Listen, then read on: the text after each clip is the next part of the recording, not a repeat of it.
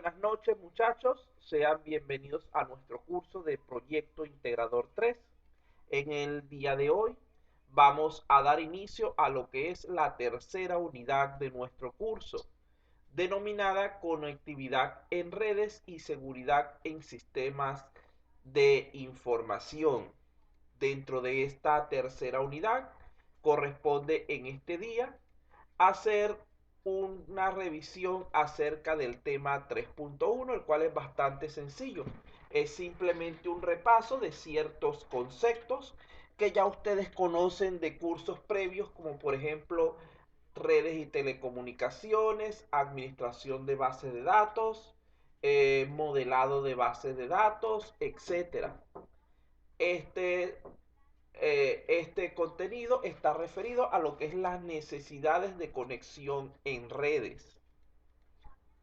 Vamos a comenzar entonces, como lo hacemos normalmente, con cierta parte referida a los fundamentos de dicho aspecto, es decir, los fundamentos de la conectividad en redes. Comenzamos entonces con una definición. Vamos a pedirle a la señorita Núñez Almeida Karina, si es tan amable, si tiene audio, por favor que nos pueda leer este concepto. Buenas noches, profe. Buenas noches. REC, conjunto de dispositivos interconectados para compartir recursos o servicios. Muy bien, vean que es un concepto sumamente sencillo, ya que la idea no es, digamos que complicarlos demasiado con los contenidos, sino simplemente hacerles recordar cierta información que ya ustedes tienen. Podemos decir entonces que una red informática o simplemente una red no es otra cosa sino un conjunto de dispositivos de hardware, los cuales están conectados entre sí, debiendo ser gestionados por el software adecuado, para así poder compartir información o recursos informáticos y ofrecer además servicios en beneficio del usuario. Entonces, ese sería nuestro concepto base acerca de la parte de conexiones, acerca de la parte de redes. La conectividad está relacionada entonces con la capacidad que tiene un sistema para comunicarse a través de una red, como por ejemplo Internet o las redes LAN, con otros dispositivos o periféricos. Un dispositivo puede contar con conectividad a través de diversos tipos de tecnologías de red, muy especialmente las tecnologías Ethernet y Wi-Fi.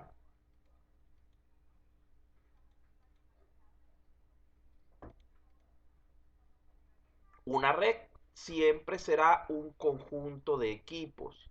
Debemos estar conscientes que un solo computador, un solo equipo, por muy potente que sea o por muchas funciones que posea, no puede ser considerado como una red. Es decir, repitiendo la idea, se requieren de al menos dos equipos para que exista una red. Nosotros no podemos considerar una persona como una familia, pero si tenemos dos personas, una pareja, sí podrían ser una familia. Una familia es un conjunto de individuos. Y en términos de este tipo de situaciones, ese conjunto debe tener al menos dos elementos. Nunca vamos a considerar una red, repito, cuando existe solamente un dispositivo, un computador.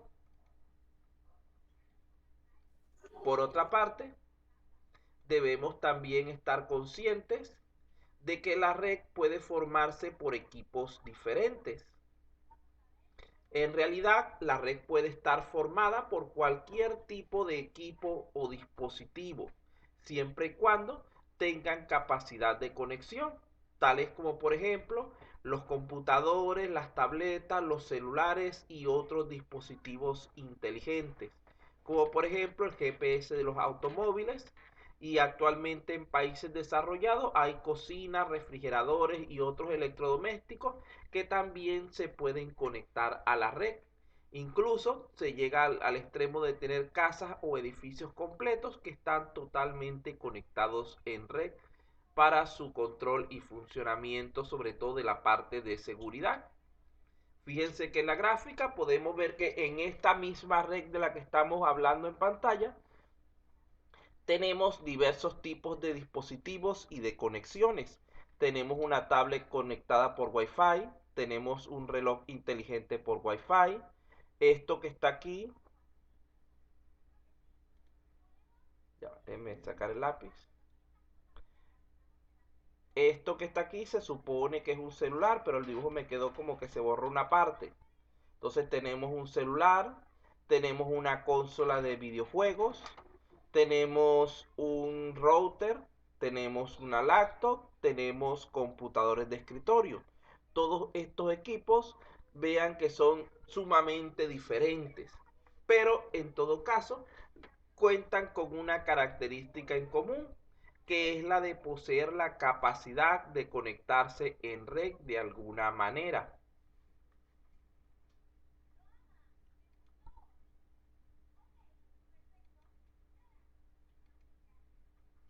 Por otra parte, la construcción de una red puede requerir del uso de dispositivos especiales, entre los cuales tenemos los que están en pantalla. Tenemos un router, tenemos el modem, el hub, el switch, tarjetas de red, etcétera. La principal empresa encargada de lo que es el desarrollo y comercialización de componentes o dispositivos de red sería la empresa Cisco.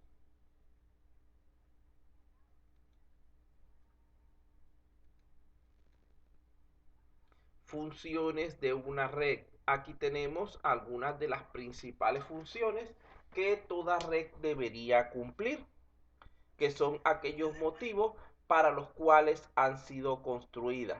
En primer lugar, deberían permitir el compartir información.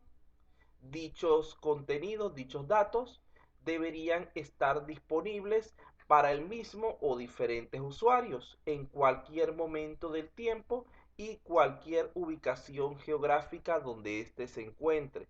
Esto es algo que creo que debería ser bastante sencillo de entender porque es realmente lo que más utilizamos normalmente. Nosotros podemos guardar, por ejemplo, yo puedo guardar mis datos aquí en mi casa y puedo acceder a ellos en cualquier parte donde tenga una conexión a red si los he subido a internet. O ustedes mismos pueden acceder a las diapositivas, a los videos y otros materiales.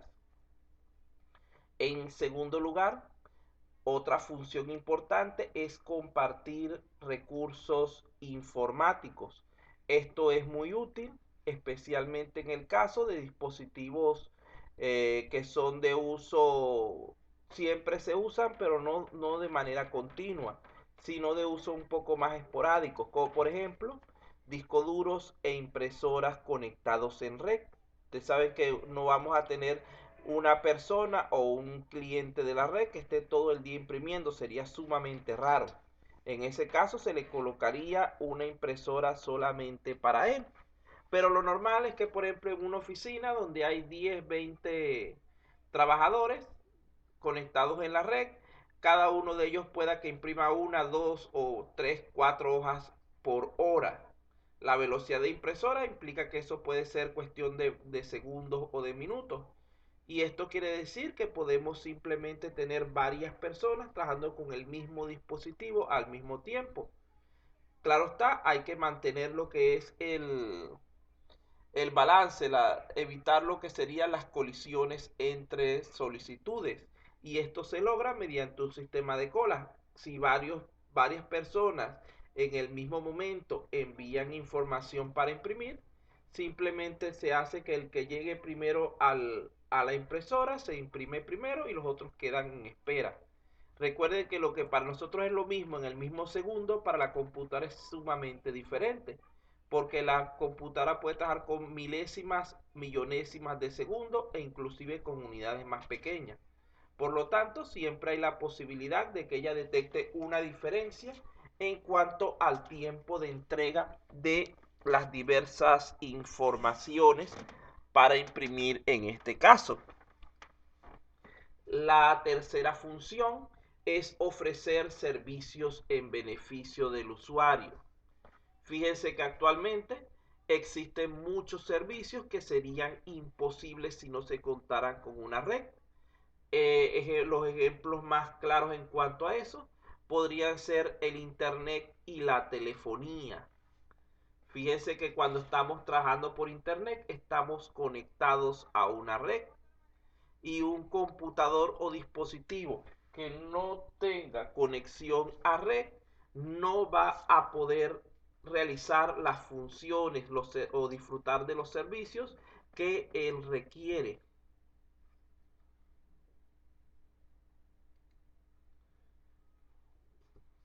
La siguiente función está relacionada con la velocidad de transferencia. Cuando se implementa una red, lo que se busca es que los datos puedan ser transferidos entre ubicaciones remotas lo más rápido posible, y se combina con la que es la parte del costo, además de ser transferido lo más rápido posible al costo más bajo que se pueda. Vamos a imaginarnos en cuanto a esto un ejemplo. Imaginemos que el señor Benítez Monja vive en Chiclayo, por decir una ubicación que me suene. Esa ciudad se encuentra a unas 18 horas de la capital. Imaginemos que esto es algo hace 50 años, cuando todavía el internet no se había popularizado tanto. El señor Benítez necesita enviar cierta información a la otra oficina de la empresa, la cual se encuentra aquí en capital de Lima, en el centro de Lima, por lo que utiliza los servicios de un motorizado para enviar los datos dentro de un sobre, bien sea en un CD, en un DVD, en un dispositivo USB, etc. Pero están ya digitalizados, solamente hace falta el hacerlos llegar a su destinatario. Pero al no contar con un servicio de red en ese momento, la forma de hacerlo era de manera personal, utilizando algún tipo de mensajero. Como podemos imaginar, si decimos que entre las dos ciudades hay 18 horas, se supone que ese mensajero en carro, en moto, en lo que sea, no va a estar conduciendo 18 horas seguidas, porque eso le va a producir un agotamiento extremo. Lo más probable es que esa persona, por ejemplo, va a conducir la mitad del camino, va a descansar por cierto tiempo y va a conducir la otra parte del camino. Eso quiere decir que al menos para poder llegar de un punto al otro van a necesitar un día. Supongamos entonces que cuando la información llega es recibida por la persona encargada y en cuestión de minutos genera una respuesta, la cual debe ser entregada nuevamente en la oficina de donde se hizo la solicitud. Vamos a imaginar que ya sería otro día más de viaje. Fíjense el tiempo que tendría que tardar esa información para poder llegar a su destino y regresar con la respuesta. Esto es problemático desde el punto de vista de ciertos negocios y de ciertas actividades, porque es probable, por una parte, que cuando la respuesta llegue ya sea obsoleta o ya la necesidad que la originó haya desaparecido. Esto sobre todo cuando se presentan casos de urgencia. En cambio, si esta misma operación la realizábamos enviando los archivos a través de internet, es muy probable que en cuestión de pocos minutos o inclusive de segundos, vamos a poner 5 minutos para colocar un valor normal, supongamos que 5 minutos, ese contenido puede haber ido a su destino y regresado con una respuesta. Estamos diciendo 1 minuto para ir, 1 minuto para venir y 3 minutos para la respuesta. Entonces, como pueden ver, las redes nos están ayudando a tener una alta velocidad de transferencia de los datos, que era imposible por otros medios. Además de esto, recuerden que ese motorizado, nuevamente digo, debe descansar por cierto tiempo. Quiere decir que no es que cuando llegue de su viaje de ida y vuelta va a partir inmediatamente para el siguiente viaje, sino que habitualmente por lo menos va a descansar durante un día. Esto quiere decir que en el mes él podrá cubrir a lo mucho el llevar 10 solicitudes de información y traer respuesta. Si en la empresa se requiere de 100 solicitudes al mes, tendría que contratar al menos 10 mensajeros. Y allí caemos en la parte de los costos. Cada uno de estos mensajeros implicaría un alto precio por cada viaje o el pago de un sueldo fijo mensual que incluye los días de descanso además. Entonces, como pueden ver, el costo, por ejemplo, vamos a suponer que sea un solo mensajero que tenga un costo de 2.000 soles al mes como sueldo, porque es un trabajo bastante agotador y mientras más complejo el trabajo o más agotador, debería ser más alto el sueldo, por ese sueldo que no es tan alto tampoco que digamos. 2.000 soles al mes para hacer ese trabajo de enviar y recibir mensajes. Si lo hacemos por internet, una mensualidad de internet puede ser 100 soles. Esto sería para 30 días. Aquí decimos que el mensajero podía llevar 10 mensajes. Quiere decir que cada mensaje costaba aproximadamente su transferencia 200 soles. Ahora, si él va a usar por internet, son 100 soles, dura 30 días el servicio. Quiere decir que serían aproximadamente, vamos a poner 4 para redondear mejor, 4 soles por día. Esto implicaría, el día tiene 24 horas, quiere decir que menos de 50 céntimos por hora. En total, para hacer esos 10 envíos de 5 minutos, requiere menos de una hora. Quiere decir que en el mes estaría consumiendo apenas 0,5 soles para hacer ese trabajo. Pero nosotros no vamos a contarlo como 0,5, sino como el pago completo, para llevarlo aquí a que este empleado también se le paga un sueldo completo. Igualmente estamos hablando de que es 20 veces más económico este método a través de redes que el método de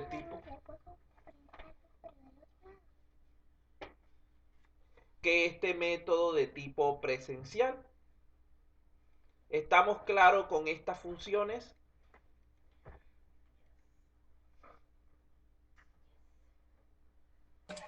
Conforme, profe. Bueno, seguimos entonces para tratar de ganar tiempo para su resumen, muchachos, para su repaso. Aparte de esto, tenemos que hablar de las tecnologías de redes.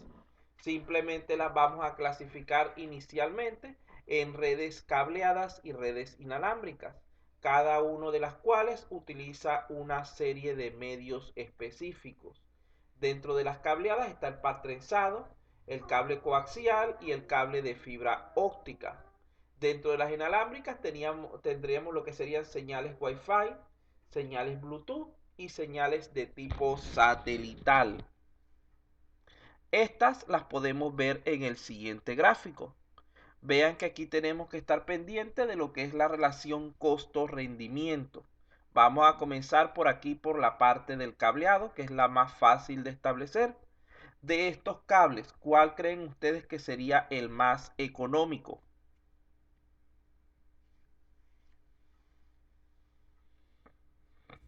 El coaxial.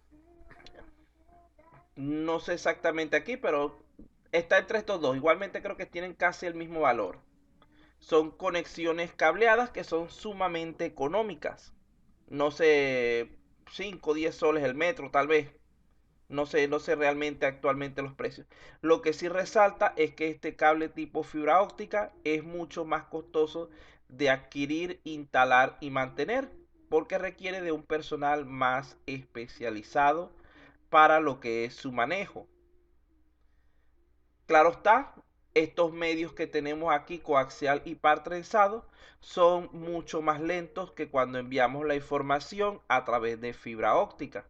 Pero como les estoy diciendo, siempre hay que tener un equilibrio entre lo que es el costo y el beneficio para poder nosotros trabajar correctamente.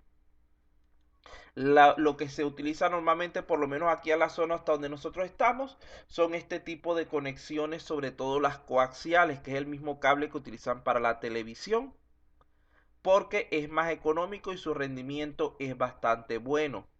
Ya cuando conectamos de nuestro router, de nuestro modem, hacia la computadora, utilizamos un cable de par trenzado. Pero allí tenemos entonces que es más habitual usar estos dos por cuestiones de costo. Ya hay ciertas zonas donde existe fibra óptica, señal 5G, etc. Por otro lado, cuando hablamos de los medios inalámbricos, sucede algo parecido. Lo que importa en este caso, lo que hay que verificar sobre todo es la parte del alcance.